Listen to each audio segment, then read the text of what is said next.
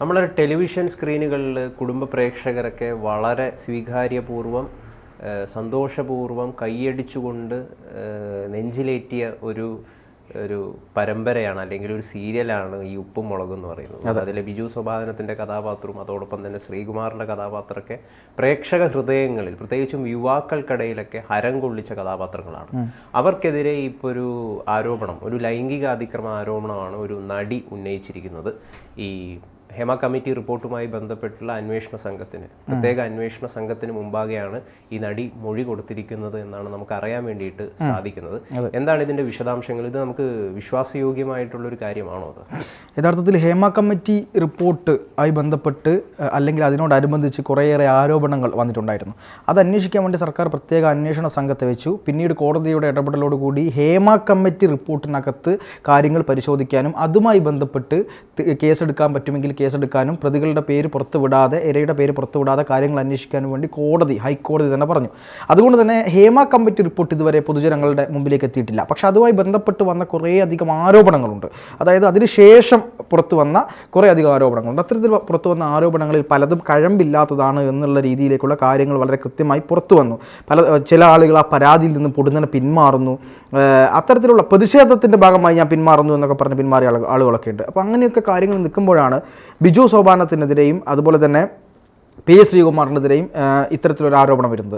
ഉപ്പും മുളകും എന്ന് പറയുന്ന സീരിയൽ നമുക്കറിയുന്നത് പോലെ മലയാളികളുടെ മനസ്സിലേറെ ശ്രദ്ധ പിടിച്ചു പറ്റി ആളുകളൊക്കെ കാണുന്ന യുവാക്കളും പ്രായമായവരും കുട്ടികളും എല്ലാവരും ഒരുപോലെ കാണുന്ന ഒരു സീരിയലാണ്. നമ്മളിപ്പോൾ സീരിയലുമായി ബന്ധപ്പെട്ട് വലിയൊരു വിവാദം ഉണ്ടാക്കിയത് ഇപ്പോഴത്തെ ചലച്ചിത്ര അക്കാദമി ചെയർമാനായിട്ടുള്ള പ്രേംകുമാറാണ്. എൻഡോസൾഫാൻ പോലെ ദുരന്തമാണ് സീരിയലുകൾ. പക്ഷെ നമുക്ക് ഉപ്പും മുളകിനെ ആ ജോണറിൽ പെടുത്താൻ പറ്റില്ല. കാരണം അത് എൻഡോസൾഫാൻ അല്ല.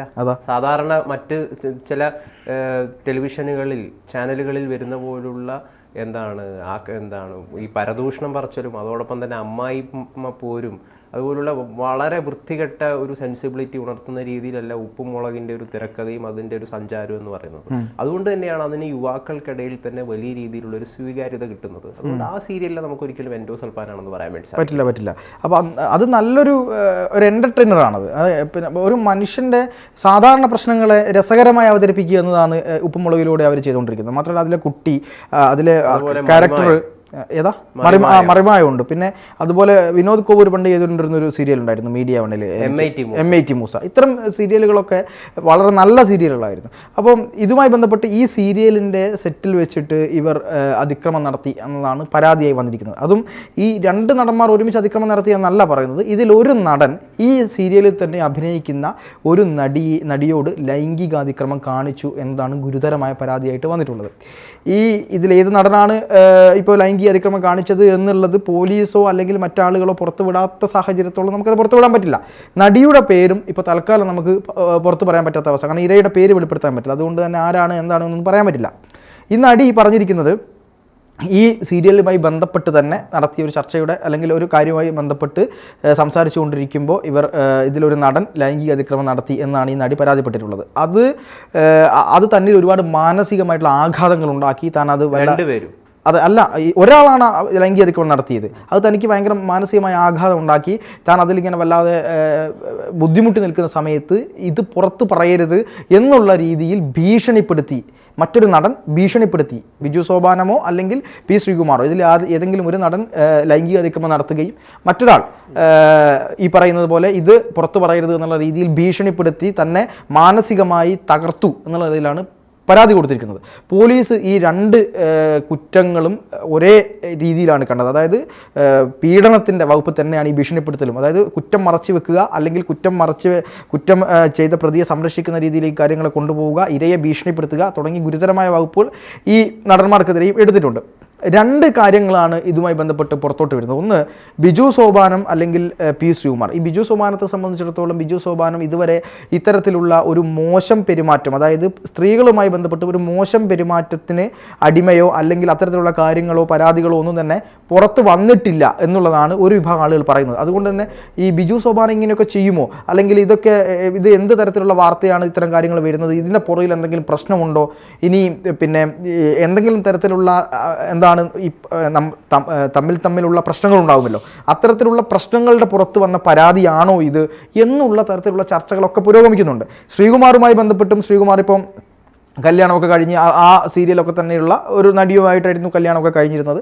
അപ്പോൾ അവരൊക്കെ തന്നെയുള്ള ഒരു കുടുംബം പോലെ നിൽക്കുന്ന ഒരു സീരിയലിനകത്ത് ഒരു നടിയോട് ഇത്തരത്തിലുള്ള കാര്യങ്ങൾ ഇവർ ചെയ്യുമോ എന്നൊക്കെയുള്ള കാര്യങ്ങളൊക്കെ ചർച്ച, അതായത് പൊതുജന മധ്യത്തിൽ ഇപ്പോൾ ചർച്ച നടന്നുകൊണ്ടിരിക്കുന്നുണ്ട്. എന്തായാലും അതിൻ്റെയൊക്കെ ഉത്തരം കണ്ടെത്തേണ്ടത് SIT ആണ്, അല്ലെങ്കിൽ അന്വേഷണ സംഘമാണ്, അത് അവർ കണ്ടെത്തട്ടെ.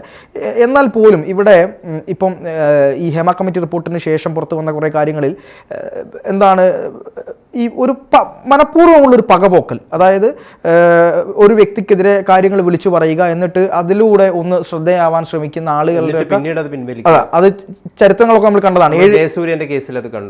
7 പേർക്കെതിരെ പരാതി കൊടുക്കുക, എന്നിട്ട് പിന്നെ 1, 2, 3 ആളുകൾക്കെതിരെ അവർ കുറ്റപത്രം സമർപ്പിക്കുക. ആ കുറ്റപത്രം സമർപ്പിച്ചെടുത്ത് നിന്ന് അവർ ആ പരാതിയിൽ നിന്ന് പിന്മാറുന്നു എന്ന് മീഡിയാസിന് മുമ്പിൽ വന്ന് പറയുക, എന്നിട്ട് SIT അതിനെതിരെ കുറ്റപത്രം SIT സ്വമേധയാ എടുത്ത് സമർപ്പിക്കുക. ഈ കേസിൽ നിന്ന് പിന്നെ ചാറ്റുകൾ നോക്കിയ സമയത്ത് വർഷങ്ങൾക്ക് മുമ്പേ പീഡിപ്പിച്ച ആളുമായിട്ട് ഇപ്പോഴും ചാറ്റ് നടത്തുക എന്ന് പറയുന്നത് ഗുരുതരമായ പ്രശ്നമല്ല. പക്ഷേ അതിലുള്ള ചില വാചകങ്ങൾ, ചില കണ്ടന്റ്, അത് ബുദ്ധിമുട്ടാണ്. ഉണ്ടാക്കിയത് രഞ്ജിത്തിന്റെ വിഷയത്തിലൊക്കെയാണ്. അതെ അതെ അതെ. അദ്ദേഹം കോഴിക്കോട് നിന്ന് അദ്ദേഹം പീഡിപ്പിച്ചു, കോഴിക്കോട് നിന്ന് ബാംഗ്ലൂരേക്ക് പോയി അവിടെ താജ് ഹോട്ടലിൽ നിന്ന് പീഡിപ്പിച്ചെന്ന് പറയുകയും, എന്നാൽ കോടതിക്ക് മുമ്പാകെ, ബാംഗ്ലൂർ ഹൈക്കോടതിക്ക് മുമ്പാകെ എത്തിയപ്പോൾ ഇത് മുഴുവൻ പച്ചക്കള്ളമാണ് എന്നല്ലേ തെളിയുകയുണ്ടായത്. കാരണം അദ്ദേഹം പറഞ്ഞ ഈ ആരോപണത്തിൽ 2013 ഈ സംഭവം നടക്കുന്നത്, എന്നാൽ ഈ ഹോട്ടൽ വരുന്നത് 2016 അതിലൂടെ. അപ്പോൾ ഈ രീതിയിൽ ഈ ഹേമ കമ്മിറ്റി റിപ്പോർട്ട് പുറത്തു വന്നതിന് പ്രകാരം ചില ഭാഗങ്ങളെങ്കിലും പുറത്തു വന്നതിന് പിന്നാലെ ഒരു വലിയ ഒഴുക്കാണ്. അതായത് എന്താണ്, പൊടിതട്ടി എടുക്കുകയാണ് പഴയ ഓർമ്മകളൊക്കെ, നിസ്സാരപ്പെട്ട പഴയ ഓർമ്മകളൊക്കെ പൊടിതട്ടിയെടുത്ത് ആളുകളെ എന്താണ് തേജോവധം ചെയ്യാൻ, ഉപദ്രവിക്കാനുള്ള ശ്രമങ്ങൾ മനഃപൂർവ്വമാണോ എന്നുള്ളതാണ് നമ്മൾ പരിശോധിക്കേണ്ടത്. ഈ നടിയുടെ, ജയസൂര്യക്കെതിരെയൊക്കെ പരാതി കൊടുത്ത നടിയുടെയൊക്കെ ഒരു സ്വഭാവ സവിശേഷത നമ്മൾ കാണുകയാണെങ്കിൽ അതിന്റെ പിന്നിൽ മറ്റെന്തോ ദുരൂഹമായിട്ടുള്ള ലക്ഷ്യമുണ്ട്. രഞ്ജിത്തിന്റെ കേസിലൊക്കെ നമുക്ക് അങ്ങനെ വേണ്ടിയിട്ട് പറയാൻ വേണ്ടിയിട്ട് സാധിക്കും. അവർ പെട്ടെന്ന് ജയസൂര്യയൊക്കെ ക്രൂശിക്കാനുള്ള ഒരു നിലപാടെടുക്കുകയും, അയ്യോ ജയസൂര്യ അങ്ങനെ പറഞ്ഞു ഇങ്ങനെ പറഞ്ഞു എന്നൊക്കെ പറയും. ജയസൂര്യ കൃത്യമായി പറഞ്ഞിട്ടുണ്ട്, ഞാൻ നിയമപരമായി ഈ കേസ് നേരിടും, എൻ്റെ കുടുംബത്തിൽ വലിയ പ്രശ്നങ്ങൾ ഉണ്ടായിട്ടുണ്ട് എന്നുള്ള രീതിയിൽ പുറത്ത് പ്രചാരണങ്ങളൊക്കെ വന്നിട്ടുണ്ട്. എങ്കിൽ പോലും അത്തരത്തിലുള്ള പ്രശ്നങ്ങൾ ഞാൻ എൻ്റെ കുടുംബത്തെ കാര്യങ്ങൾ ബോധിപ്പിച്ചിട്ടുണ്ട്. അമേരിക്കയിലായിരുന്നു അദ്ദേഹം കുറേ സമയം ഉണ്ടായിരുന്നത്. അതിനുശേഷം തിരിച്ചു വന്നതിന് ശേഷമാണ് അദ്ദേഹം വളരെ കൃത്യമായി കാര്യങ്ങൾ പറയുകയും ഒക്കെ ചെയ്തത്.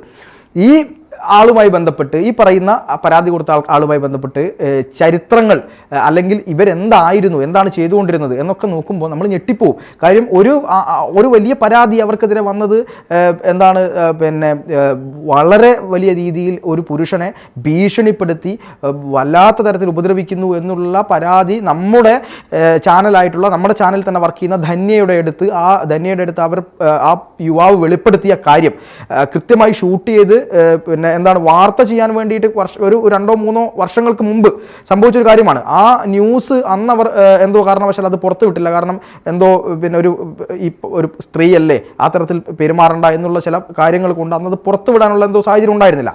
പക്ഷെ അതടക്കം തെളിവുകൾ ഇപ്പോഴും കയ്യിലുണ്ട്. അതൊക്കെ പുറത്തുവിടുകയാണെങ്കിൽ ഇവരുടെയൊക്കെ യഥാർത്ഥ മുഖം ആളുകൾ മനസ്സിലാക്കും. അപ്പോൾ ജയസൂര്യക്കെതിരെ പരാതി വന്നപ്പോൾ അദ്ദേഹത്തെ വലിയ രീതിയിൽ കുറ്റപ്പെടുത്തി, പിന്നീടാണ് ആളുകൾക്ക് ഇവരുടെ സ്വഭാവ സവിശേഷത ഒക്കെ മനസ്സിലാവുന്നത്. അപ്പോൾ കൂടുതൽ കാര്യങ്ങൾ പറയാൻ ഇപ്പോൾ കേസ് കോടതിയുടെ മുന്നിലൊക്കെ ആയതുകൊണ്ട് നമുക്ക് പരിമിതികളുണ്ട്. എന്നാലും അദ്ദേഹവും ഈ ജയസൂര്യയും ഈ പറയുന്ന നമ്മുടെ നിവിൻ പോളിയും ഒക്കെ വേട്ടയാടപ്പെട്ടു, രഞ്ജിത്ത് വേട്ടയാടപ്പെട്ടു. 2013 ഒരു ഹോട്ടലിൽ നടന്നു, താജ് ഹോട്ടലിൽ നടന്നു എന്ന് പറയുമ്പോൾ എയർപോർട്ടിനടുത്തുള്ള താജ് ഹോട്ടൽ വന്നത് 2016. ഇങ്ങനെ ആളുകളെ മനഃപൂർവ്വം എന്ത് ചെയ്യുക, ഒരു ഗുരുതരമായിട്ടുള്ള ആരോപണ മുന്നിലേക്ക് എത്തിക്കുക. ഇപ്പം ഗൗതമ ഒരു കാര്യമല്ലോ, ഗൗതമനെതിരെ ഒരു പീഡന പരാതി വരുന്നു, പ്രാഥമിക അന്വേഷണം പോലും നടത്താതെ പെട്ടെന്ന് കേസ് രജിസ്റ്റർ ചെയ്യാണ്. അതാണ് നിയമം. അതാണ് അല്ല, വേറൊരു കാര്യമുണ്ട്, നമ്മുടെ പരാതിപ്പെട്ട് കഴിഞ്ഞാൽ അല്ല, അതിൽ വേറൊരു കാര്യമുണ്ട്. SIT ആയിക്കോട്ടെ, അന്വേഷണ സംഘമായിക്കോട്ടെ, അവർക്ക് പ്രാഥമികമായ അന്വേഷണം നടത്തി കഴമ്പുണ്ടെങ്കിലേ പുരുഷനെതിരെ ഈ പറയുന്ന പരാതി സ്വീകരിക്കേണ്ടതുള്ളൂ എന്നുള്ളതാണ്. പക്ഷെ അതിനേക്കാട്ടപ്പുറത്തേക്ക് നമ്മളൊരു സ്ത്രീപക്ഷമാണ് എന്ന് കാണിക്കാൻ വേണ്ടി പരാതികൾ പെട്ടെന്ന് തന്നെ രജിസ്റ്റർ ചെയ്യുന്ന ഒരു കാര്യമുണ്ട്. എന്നിട്ട് മാസങ്ങളോളം വർഷങ്ങളോളം അതിൻ്റെ ഇരയായി ഇവർ ജീവിക്കുകയും കോടതി വെറുതെ വിട്ടാൽ പോലും ഒരു ഭാഗത്ത് പൈസ കൊണ്ടിറങ്ങിയതല്ലേ എന്ന് ചോദിക്കും. ഈ വിധിന്യായം വായിച്ചു നോക്കാൻ പോലും ആരും മനസ്സിലാവില്ല. ഇപ്പോൾ ഈ നടന്മാർക്കെതിരെയൊക്കെ ഇവർക്കൊക്കെ പരാതി വന്നപ്പോൾ ഇവരൊക്കെ കുറ്റവാളികളാണ് എന്നാണ് വിചാരിച്ചുകൊണ്ടിരിക്കുന്നത്. ഇതിൻ്റെ ഉള്ളിലുള്ള സത്യാവസ്ഥ വളരെ കുറച്ച് പേർക്ക് മാത്രമേ അറിയുള്ളൂ. അപ്പോൾ ഈ രീതിയിലാണ് കാര്യങ്ങൾ പോകുന്നത്. പക്ഷേ ഇവിടെ ഇത്തരത്തിൽ എന്തെങ്കിലും തരത്തിലുള്ളൊരു പ്രശ്നത്തിൻ്റെ ഭാഗമായിട്ടാണോ ഈ പരാതി വന്നത് അല്ലയോ എന്നൊക്കെ പൊതുജനത്തിൽ മധ്യത്തിൽ ഈ പറയുന്ന ചർച്ചകൾ നടക്കുന്നുണ്ടെങ്കിൽ കൂടിയും അതൊക്കെ തെളിയിക്കേണ്ടത് പിന്നെ എന്താണ് ഈ പറയുന്ന SIT ആണ്, അല്ലെങ്കിൽ അന്വേഷണ സംഘമാണ്. മറുഭാഗത്ത് ഇവർ തെറ്റ് ചെയ്തിട്ടുണ്ടെങ്കിൽ അവർ ശിക്ഷിക്കപ്പെടുക തന്നെ വേണം. ഒപ്പം ഒരു സീരിയൽ സെറ്റിനകത്ത് ഒരു നടിക്ക് അല്ലെങ്കിൽ ഒരു സ്ത്രീക്ക് പിന്നെ തൻ്റെ ജോലി സുഖകരമായി ചെയ്യാൻ ആത്മാഭിമാനത്തോടു കൂടി ചെയ്യാനുള്ള സാഹചര്യമില്ല എങ്കിൽ അത് ഏത് വലിയ കൊമ്പനായാലും അയാൾ അത് തെറ്റ് ചെയ്തിട്ടുണ്ടെങ്കിൽ അതിനെതിരെ കൃത്യമായ നടപടിയെടുത്ത്, പിന്നെ ഈ കാര്യത്തിൽ വേറൊരു കാര്യം കൂടി പുറത്തു വരുന്നത്, ഇത് വളരെ വൈകിട്ടല്ല പരാതി കൊടുത്തത്, പെട്ടെന്ന് തന്നെ പരാതി കൊടുത്തു എന്നുള്ള ചില സൂചനകൾ കൂടി പുറത്തു വരുന്നുണ്ട്. അങ്ങനെയാണെങ്കിൽ ഇത് വളരെ ഗൗരവമായ ഒന്നായിട്ട് പരിഗണിക്കേണ്ടി വരും എന്നുള്ള കാര്യമാണ് ഇപ്പോൾ നമുക്ക് പറയാൻ പറ്റുന്നത്. കൂടുതൽ വിവരങ്ങൾ നമുക്ക് എന്താണ് അതിന്റെ സാഹചര്യം ഒക്കെ അനുസരിച്ച് അടുത്ത ദിവസങ്ങളിൽ പുതിയ വിവരങ്ങൾ വരുന്നതിനനുസരിച്ച് കൂടുതൽ റിപ്പോർട്ടുകൾ നമുക്ക് പ്രേക്ഷകരുമായിട്ട് പങ്കുവയ്ക്കാം. ശരി.